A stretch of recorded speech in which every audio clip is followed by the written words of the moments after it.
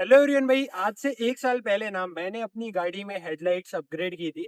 तो मैंने अपनी जो स्टॉक हेलोजन हेडलैम्प्स आता है उसको अपग्रेड किया था 100/90 वेट के हेलोजन हेडलैम्प से। तो आज मैं आपको इसका पूरा डिटेल में रिव्यू देने वाला हूँ।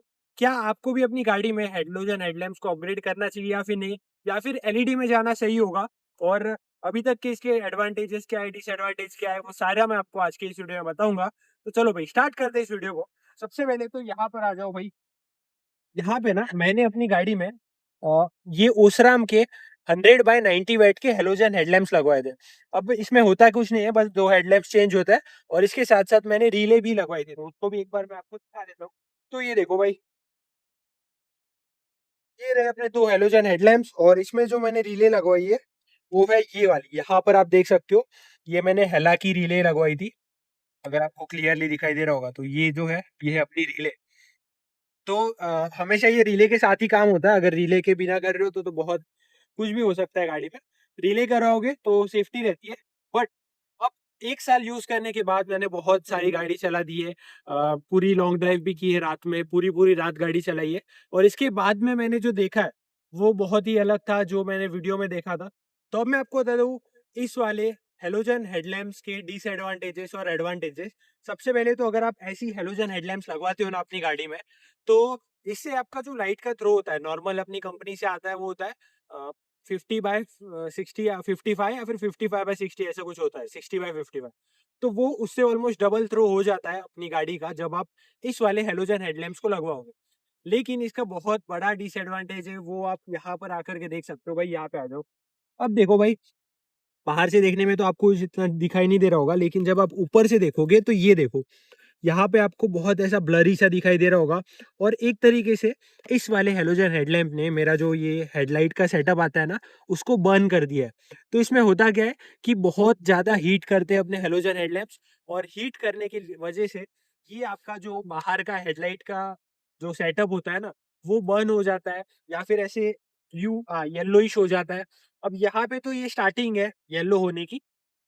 वैसे स्क्रैचेस आप देख सकते हो, बहुत से स्क्रैच जैसा आपको दिखाई दे रहा होगा ऊपर।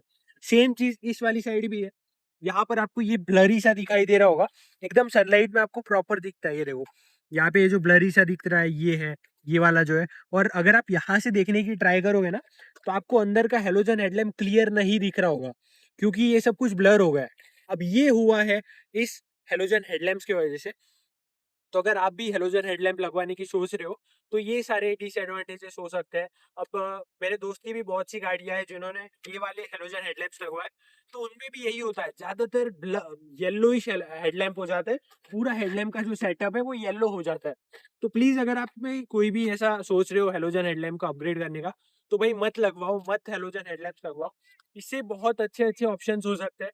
एक तो ये है कि आप इसके जगह पे एलईडी लगवा सकते हो।